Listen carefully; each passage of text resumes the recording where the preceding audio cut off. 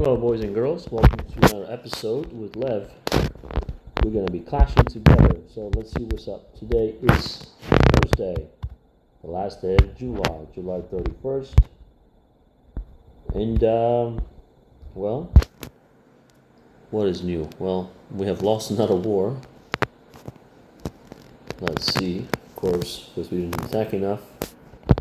So we are losing many of these, but we have another coming up in 17 hours.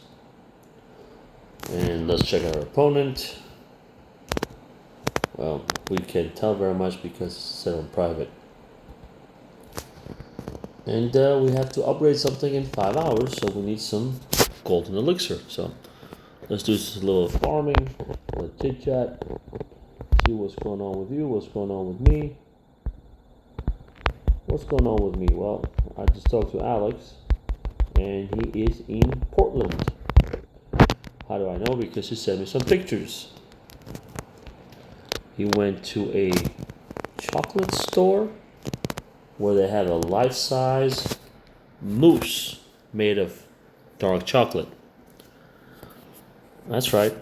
You heard me right. A life-size mousse. If you don't know what a mousse is, it's like a giant deer, a very big deer. And it's made of solid chocolate. It was about 130 or 140 kilos. I'm just converted from the pounds, 380 pounds. If you want to see it yourself, you absolutely can. It's on the internet somewhere, I'm sure, because they got some YouTube videos about that and all of that. It's in Portland, Maine. Just type chocolate mousse. M-O-U-S-E, mousse. I think there's an E. Yeah, there's an E at the end. Chocolate mousse. And it's been around for, I think, more than 50 years. And yeah, they obviously it's a candy. It's a sweet store, you can say. They have candies. They have things made of chocolate, and their chocolate mousse is an attraction that attracts people to go see the place and spend some money and buy other things.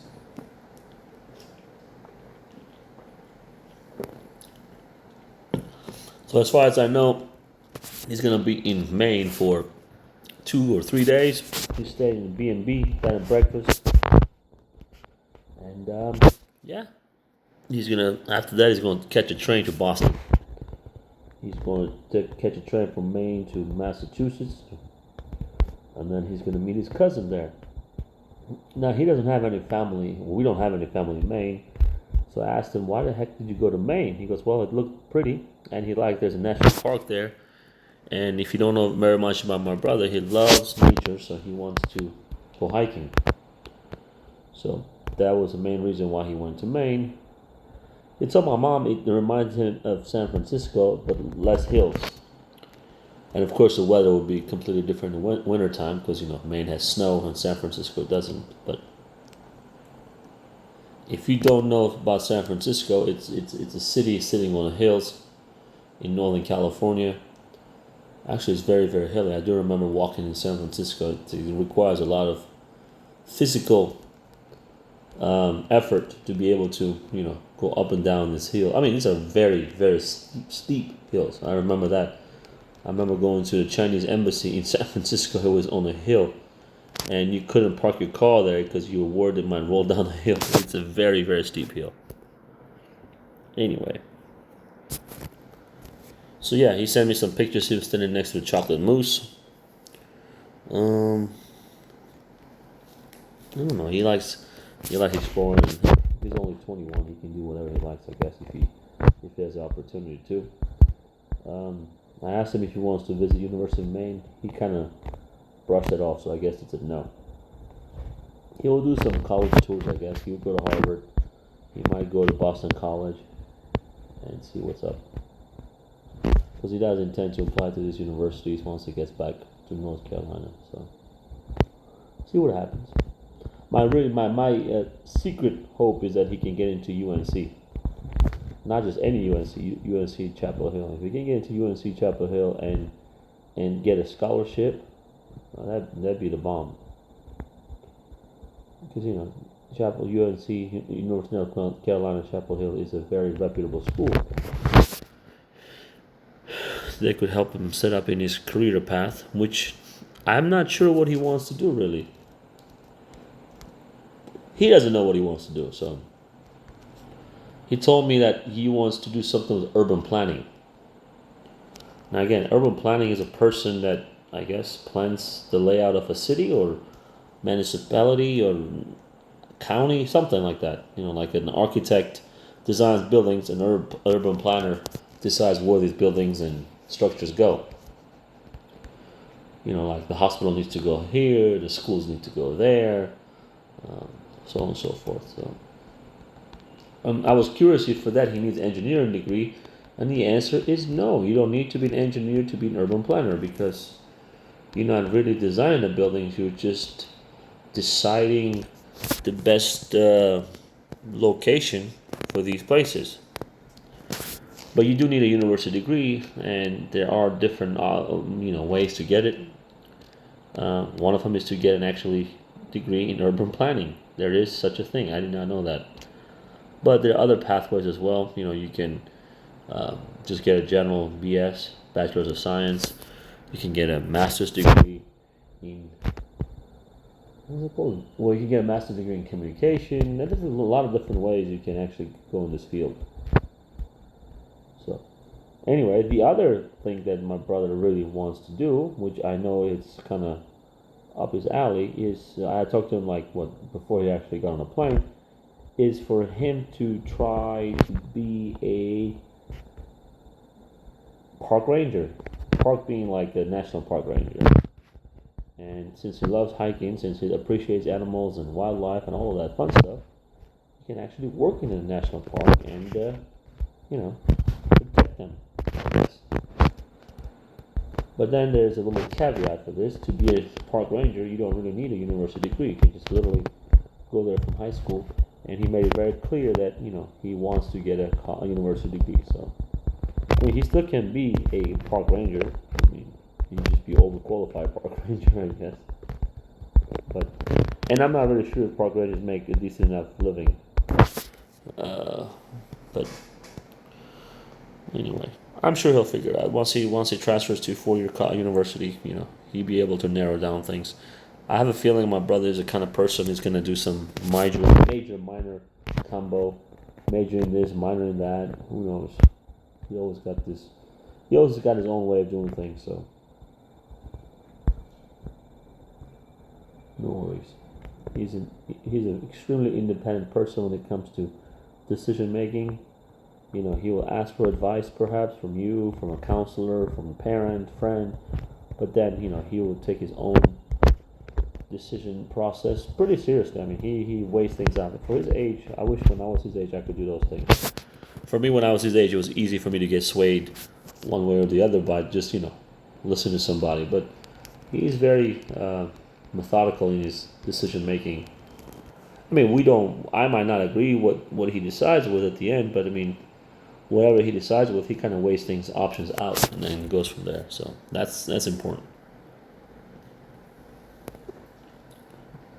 So yeah, I've never been to Maine. I've never been to Massachusetts. I don't know if I told this before, but the only place I've been in the East Coast has been Rhode Island. So never been anywhere near where he is. And I flew directly into what's the capital? What's the city in Rhode Island? Providence. So it wasn't like I drove there or anything. I just flew to Rhode Island and flew back. Well, I've been to D.C., but again, just to D.C. just to go to the embassy.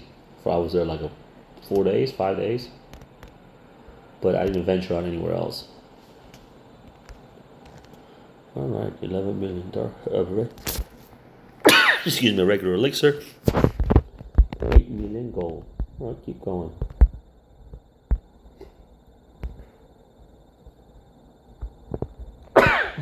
Forgive me. Anyway, so if opportunity presents itself, people should, travel and go see places. I'm very happy he remembers San Francisco because he only lived in San Francisco or Bay Area for a year or so. But he really remembers all the hills and crazy roller coaster rides up and down the hills. San Francisco's in the Bay Area was nice. I mean, there's some shady places, but if you go to San Francisco and you go to touristy areas, it feels like a very nice place to visit. But just like any major city, it has its dark side and its secrets and all of that hidden beneath the surface. And the cost of living in California now has skyrocketed so much. The minimum wage is like $17 or $20 in San Francisco, or in California in general. So that tells you. When I was there, it was like 7.25, right? No, 7.25 was the national average. I think it was like 9.20, 9.50. I think. And that was years ago. So, cost of living has dramatically increased, yet people's salaries have stayed stagnant. They have not really improved very much. We got a town hall. 66,000. So today's the last day of July. So obviously there's no way I can get 20. I mean, there is a way, but I don't really care about that. I stopped myself mid sentence. I was gonna say there's no way I can get 20,000 points to get to the next level. I could just literally live my clan and just donate all of that, but I don't really want to. I don't really aim of leveling up every month, so it doesn't really affect me or bother me anyway. There was a time when before I reached level 300, I was really trying to, but once I got to 300, like I don't really look at it very much at all. I level up. I don't level up. I don't. How fast or how slow, it's really irrelevant for me. I don't really look that way. That's all.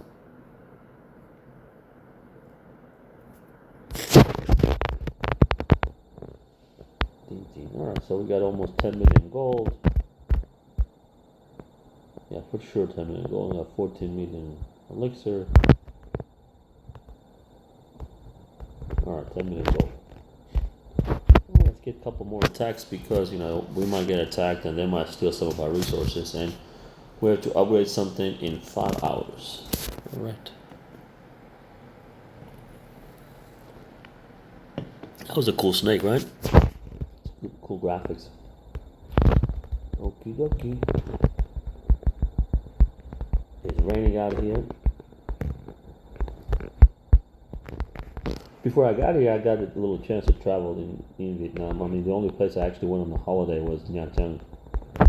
I was kind of funny. I was there for like a week, and wherever I would go, they would speak to me in Russian, thinking that I'm like a Russian tourist, because they got a large Russian presence in Nha Trang area, because Russians like the beach, and so they go there for holidays. So you go to a grocery store and you're trying to buy oranges or apples, or whatever.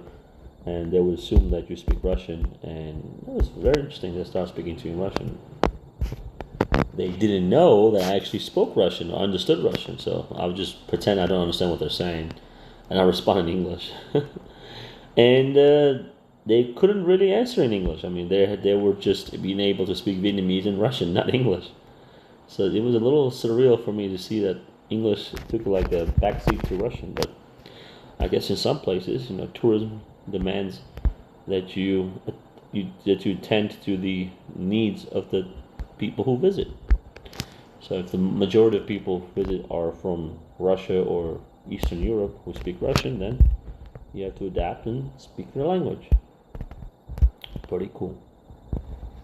So yeah, I remember that I went to Nha Trang. I stayed in a hotel first day. I wanted to get a hotel with a bathtub because I just wanted to just soak myself in a bathtub. And that was not so easy to find. Thinking about a big city, or not a big city, but tourist city, it was not easy to find. So I had to find a hotel online and book it through, I guess, Booking.com, and it was not cheap. As far as I remember, I paid about 1 million Vietnam dong per night for the first night because I stayed there for like 2 nights. And the bathtub was okay, but the water did not get warm enough or hot enough. So that was an issue, I guess. But yeah. Then after spending a night or two at the hotel, I found a different hotel, a budget hotel. It was about 300 or 400,000. Um, it's a very tiny room. I remember you literally open the door and the door would hit the bed. That's how small the place was. But it was cozy. It was comfortable. I mean, again, you are in a touristy place, and you try to budget whatever you have. Right? What did I do there? I went to a Russian restaurant because there's a lot of Russian food. So I went to a Russian restaurant, and I had some borscht. If you don't know what a borscht is, it's like pho in Vietnam is like the national dish, and borscht is the national dish in Russia, I guess. It's just a soup with cabbage. Supposed to have meat, but this one did not have meat. So it was like cabbage, potatoes, some sort of onions, I guess. It was not very good because I had borscht before, like authentic borscht before, and it was much more delicious. And you eat it with sour cream. I've seen people eat with sour cream. And had some hefty pieces of meat in it before, but this one lacked the meat part of it. So then I went to a Pakistani restaurant. That was fun. This was like years ago. I just started remembering this. I don't know for whatever reason right now. I went to a Pakistani restaurant, and I remember I walked in. It was very fancy and Pakistani themed. You had pictures on the wall of Islamabad and all the great stuff, all the different scenes of Islamabad. So I sat down and the waiter approached me with a menu, and he showed me the menu. I got myself a drink, and once I opened the menu, like everything was color coded. So that was like a way for you to differentiate between the different, spices that they had. So me, I was like, well, what's your spiciest chicken wings that you have? No, I wasn't chicken wings. I'm sorry. No, I don't say chicken wings. It was spicy meat. Something that was like not curry. It was not curry. It was spicy meats. Yeah, for some reason, I'm leaning that was some sort of a meat. I don't think it was chicken wings. But anyway, so the waiter was very surprised at my request, and he said that, I do remember. I'm paraphrasing again. He said that, well, these are too spicy. The ones I had selected. He would recommend bringing the other spices first for me to see whether I can actually reach to the level of the spiciness. So I reluctantly agreed. So he brought like 5 different shades of the spicy meats to me, I guess, as a sample, like like a small piece. All right, for you to try and decide whether you can actually handle the heat. So for whatever reason, I was able to breeze through them. Again, I'm not a spicy food eater. I don't really, I'm not a keen spicy food eater. So it wasn't like, I have a strong palate or strong resistance to spices. But anyway, so I ate all of them with no problem. So then they brought the spiciest one they had, the one I had selected earlier, and I ate it too with no problem. I mean, I did sweat a little bit. It was hot. I'm not saying it wasn't hot, but it wasn't like anything like diabolical or nuclear, whatever they call them these days. It was just spicy food. It was very delicious, I think. The waiter, I remember he stood in a corner and watching me, like whether I'm gonna die or get a heart attack or something, or whether I can actually eat. But I literally ate it in a very short amount of time. I didn't have to drink milk or anything. It was just spicy, but it wasn't like crazy spicy. Like the one like you lose feeling of your tongue or something like that. No, it was just spicy. That was fun. I went there 2 times. I went to that restaurant twice because I was in Yajiang for I was there for a week. I think I was there for a week, yeah. So I went there twice. Okay, we got 14 million. Okay, let's get a couple more. Just for fun. I was there for a week. I went to the beach. Very rowdy. Too many drunk tourists, to be honest with you. Too much drama, people fighting, and whatever you got tourists and you got girls and boys. There's always going to be some sort of a drama. So.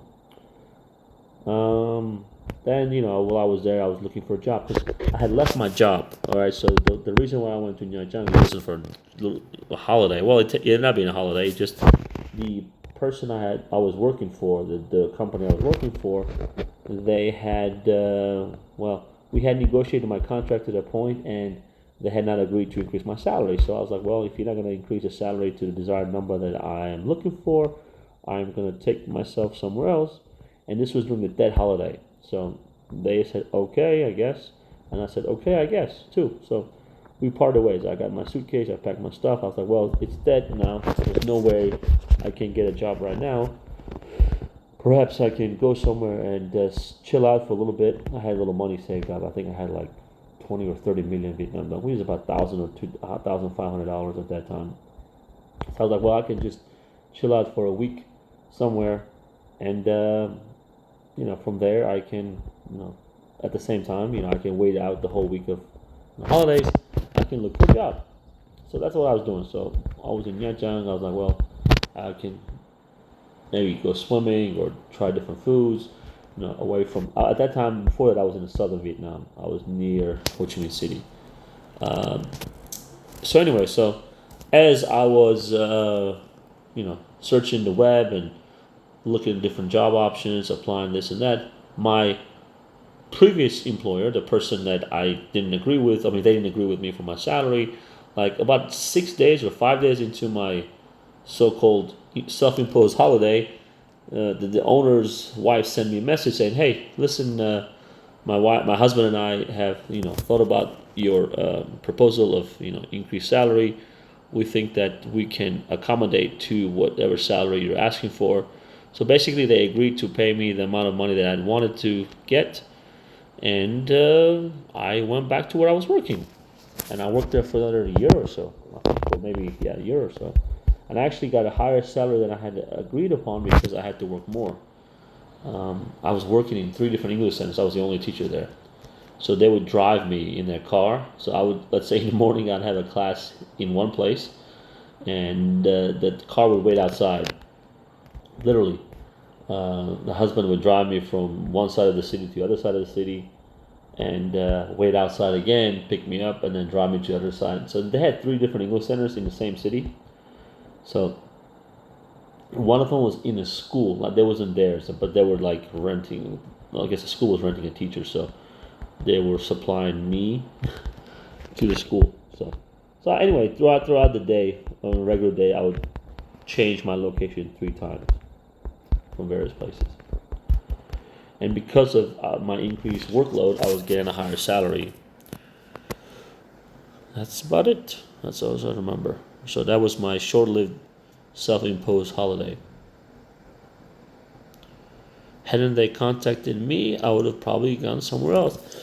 At that time, I had a couple of job offers from Kazakhstan. I was really looking forward to going to Astana. I remember that. I had an interview. I think one of them almost booked a ticket for me, like literally a day or two before my old employer contacted me. I was thinking again. I like cold weather. All right, I like snow. I like ice. I like extreme. Not again. I take it back. I like cold weather. I like all 4 seasons. So back in my mind, going to Mongolia and Kazakhstan has always been on my bucket list.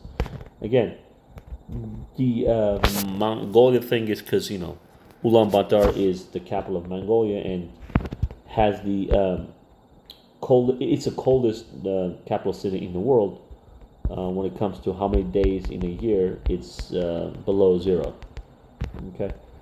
So anyway, I want to try some Mongolian culture. I've never, I know they drink horse milk and they make beer from horse. I don't know, whatever they make. But I wanted to try the Mongolian culture or Kazakh culture. So I was kind of like, at that point, I was like looking beyond Vietnam. I was like, all right, well, I'm going to go to Kazakhstan. And then from there, maybe I'll take a holiday to Mongolia. I've always wanted to go to Mongolia for whatever reason. When I was living in northern China, I was literally less than 200 kilometers from the border with Mongolia. That was nice. Extremely, extremely cold. Extremely cold. We talk about minus 25 every day. That was just an average temperature, minus 25. And I used to walk around wearing t-shirt and shorts. And people really thought that I was nuts. I would have gloves on because my fingers would freeze. I had a scarf on because the cold air, when you breathe in cold air, that it really affects your lungs and your trachea and all of that. So I learned the hard way because I start coughing violently because the cold air would not work very well with my lungs. So I was able. My mom told me you gotta, I understand that your body's not cold, but your lungs will freeze. My mom grew up in a very cold weather herself, so she kind of knows things to do and not to do. But anyway, I was like, okay, so I would wear a scarf around my mouth just to protect my breathing, so I don't get too much cold air down to my lungs and get bronchitis or anything like that again. And I would wear gloves and I would wear boots because the ice and all of that, easy to slip and fall, and have t-shirt and shorts. That is it. Literally, t-shirt and shorts. Short sleeve t-shirt. You understand? We're talking about minus 25 degrees only. Minus, not plus. And when I say minus 25, there were days it was minus 30. As long as there's no wind, you're fine. The wind is the one that really messes you up. And I remember I had a t-shirt, a friend of mine at that time made me a t-shirt that said, Wopulen, which translates from Chinese like, I'm not cold. I had that t-shirt, I would wear it. So that people don't all the time asking me, aren't you cold? Aren't you cold? I was like, no, man, I'm not cold. I'm not cold. People stop, come and touch my arm. Oh, try to see whether my arm is, the temperature of my arm, and my arm was warm. Like, oh, this guy's an alien. He's from a different planet. I was like, no, I'm not an alien. He just my internals don't feel cold, or my external doesn't feel cold. I guess internal too. But did I get sick? Yeah, there were sometimes I got sick, and again, it had to do with the cold air getting into my lungs. And that's how I got sick, not because my body felt cold. Ooh, got full dark elixir, talking too much. Well, let's get a couple more. Yep. I had another holiday. I went to Seoul, South Korea for a holiday for like 5 days. And there too, I went there in the winter time. It was snowing. And there too, and there was not so cold at that time that I went to. There was maybe minus 15, not that cold. And I did not need to wear gloves. And I was walking there with tennis shoes, t-shirt, and shorts. I remember walking on the side of the road, and cars would literally stop. People would get out, take a picture of me walking to get back in the car and kept driving. They thought that I was some sort of a moron from a different planet. What I liked about South Korea is that, again, I'm guessing I was in near the center of the city or somewhere like that, because almost everybody that I saw spoke some sort of English. That was a cool part. I remember the taxi driver that picked me, I got in from the airport. He was listening to Eminem in the taxi. And I think it was an 8 Mile. He was listening to 8 Mile. And he was just, we just had a chit chat. He asked me, do you like Eminem? I said, yeah, I like Eminem. It's hard not to like Eminem.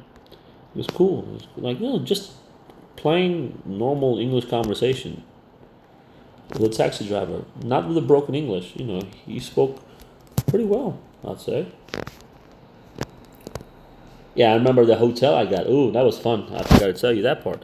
I got a hotel room in Seoul. Again, I don't know how I booked this hotel because that was not something that I intended to book, and it was not really discussed on the website. So anyway, I got the room, and it had a heart-shaped sauna, not a joke, in the center of the room. So there was like a lovers or newlyweds suite, and that was really nice. I would have, you can see the snow outside, out the window, and you're sitting in a hot, bubbling bathtub, or hot tub, excuse me. That was really nice. I did that in China too. Many times I'll go to a hotel that had a sauna, has a hot tub, not a sauna. It is a hot tub, and I'll leave the windows open. You can see the cold air coming in. You can feel, and maybe it was snowing, and it was really hot in the room. That was really nice contrast. Cold outside and hot inside. That was really cool. Let's do some fun stuff like that. So yeah, I was there in South Korea for about 5 or 6 days. And I took the holiday when I was working in China. Man, I remember at the airport, I think I flew from Shanghai. As far as I remember, I flew from Shanghai, and I remember getting to. I mean, I was walking to the airport. To the section where you have to get to your gate, and the airport had a well. I guess the flights from for Korea were on the one wing of the airport. I don't know how to really explain it. But anyway, when I got to my gate, before I got to my gate, I saw there were flights from different gates nearby to North Korea, Pyongyang. That's the capital, I guess. And there were soldiers with machine guns standing outside the check-in gates. Now I'm not sure if these were North Korean soldiers or were Chinese soldiers, but again, they were soldiers with machine guns in the airport, standing, guarding the gates. I guess. Not sure why, but maybe they are very selective about the people who can visit North Korea. I've never had the desire to visit North Korea. I never thought about it, to be honest with you. The only place I really actually always wanted to go when I was even a young boy was Mongolia. Just I thought the culture was so amazing. There's so many things you can see and do. So that just been. And Kazakhstan has been many times I've been able to actually get a job offer from Kazakhstan, like actually go through the whole process and interview and all of that. And Kazakhstan is a stone throw away from Mongolia. Mongolia, they don't pay you enough to go there, so that's the thing. But if I live long enough and I have opportunity, I would love to visit Mongolia and experience the culture, food, just the things like that, and the weather. Again, it's not very cold. It's the coldest on average because every day, it's minus. But again, it's not extreme cold like out in northern China.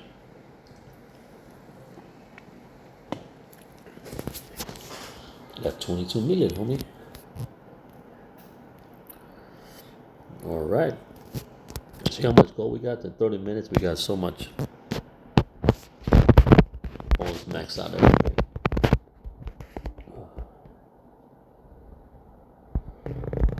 I drop some trophies. But I haven't been in the cold I've been here for 6-7 years in Vietnam. I haven't been in a cold temperature, so I'm not really sure how my body would react to the cold. No. Because I'm an old man now, Excuse me. Older you get, less, more likely it is that you get sick, and more likely it is that you cannot handle the cold. So I will not, bet on that I can walk around with a t-shirt and shorts, minus degree now anymore. Sub-freezing temperature. No, sir, I cannot. I don't want to try it anymore. Do I feel cold here? No, I don't feel cold here. That's why I think it's kind of funny when people say, "Oh my God, it's cold in Vietnam." I'm like, "Are you serious?" Like, if you think it's cold in Vietnam, how do other people around the world live? There must be Eskimos or zombies, right? Surviving in the cold. That's the weather report. So going back to what I was saying about Alex, my brother. Yeah, Maine is cold. Northeast United States, it's pretty cold, man. So Boston would get really cold. So if he does decide to go to university, like in one of those places, I mean, he's gonna be faced with winter, like full blown legit winter. I'm not talking about like, oh my God, it's cold today, but the whole winter is mild. No, we're talking about month of snow and ice and sub-freezing temperatures. That's what he was saying about Maine when he sent a message to my mom saying, well, Portland, Maine reminded him of San Francisco, except the extreme cold weathers in the winter times. Because San Francisco, the coldest is like just rain. It gets chilly in San Francisco because, you got the bay, you got a lot of cold winds coming in, but that's about it. I did wear a jacket in San Francisco, I remember that.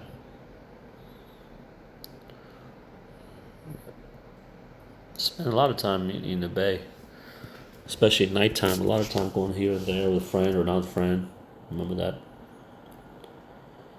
Living the California life. California.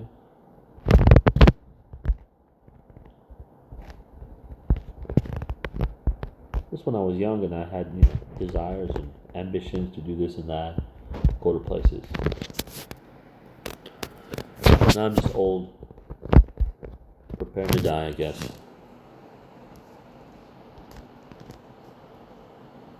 Got 23 million. How much gold can we get? Like 28? Yeah, 28 million. I'm not sure if I'm trying to get to 28 million, but I kept blabbing away today. Kept blabbing away, talking too much. Now, I grew up in Mentone, Alabama. We didn't have cold weather there. I mean, we had some chilly times, but no snow. Absolutely no snow. So a lot of people say, "Hey, Lev, you can handle the cold so well, and you must have come from Alaska or something like that." I was like, "No. When I was a kid, I never saw snow. Never had a, cold day when I was a kid. I mean, we had rain, we had some, breeze and cold winds and all of that, but not like living in China. First time I experienced snow and extreme cold was in China. I mean, that was extremely cold. But I chose that area because I wanted to go somewhere cold. And my mom thought I was nuts at that time. I do remember that. She's like, "Are you crazy? Do you know how cold it is?" I was like, "Mom, I have an idea how cold it is." So I was like, "Okay, if you know what you're doing, have fun doing it." That's the feedback I got from my mom, so that's good. She did give me some pointers what to do, not to do, like about the scarf. It's very, very important because once I got off the airplane, I remember that the first, a few hours, you know, again, my body was fine. But then I started coughing, and I was like, "Mom, I'm coughing, like really violently." Well, she goes, "Well, genius, that's because the cold air is getting into your lungs, and it is starting to freeze your bronchi. And if that happens, you will literally die on land. You will freeze to death. Because it's liquid, right? The air, oxygen has liquid in it. So that you will freeze to death." It's like, oh, maybe I don't want to die. Not the liquid, I'm sorry. The oxygen will freeze and your lungs will freeze. So I was like, oh, I don't want to die. So I started having a scarf covering my mouth and my nose. Which was kind of annoying because, if you wear glasses and you cover your mouth and your nose and you breathe, your glasses get foggy. So, and that's something I had to get used to. I remember I bought a nice Chinese scarf. I had a few scarves. And my students would make fun of me because I had leave my scarf on the table and they would come wrap it around themselves. I remember that.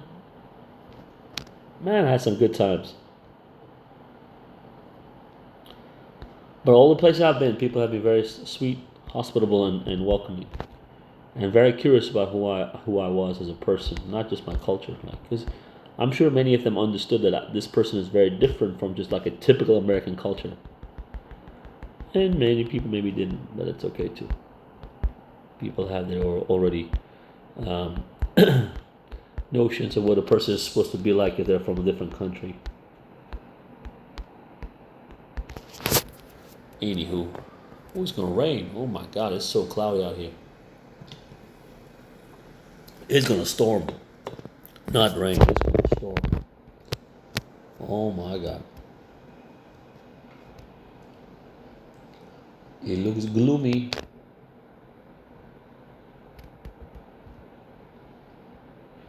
That's about it. I got too much gold now. I appreciate you kicking in with me. Now we're gonna head to the gym.